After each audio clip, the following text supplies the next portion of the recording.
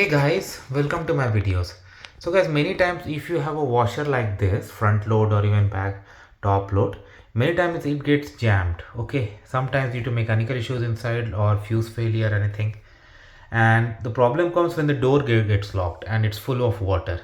So before you apply any remedy, like you take the top panel out and you release the lock manually so that you can open it, it's advisable to drain the water first. Okay, so how you're gonna do it, that's what I'm going to show in this video. So you need to read the manual, but in most of the modern front load devices there's going to be a chamber like this in front. It opens right away, and there's going to be a filter like this. Just rotate it and take it out. But what's going to happen right now, there's no water, but if it is water is there, the moment you even up to reach this level, water will start flowing out. So you need to put something in here, some tray or some utensil, anything. You can take this door out also, just slightly press this and they can take this out.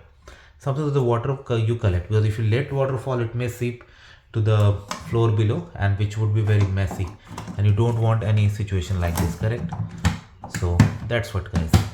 So in this easy way you can flush the water out, and then based on the situation you can try the next step. So this is how it works guys. Let me know what you feel about it. Thanks for watching this, and please subscribe to the channel. Thank you.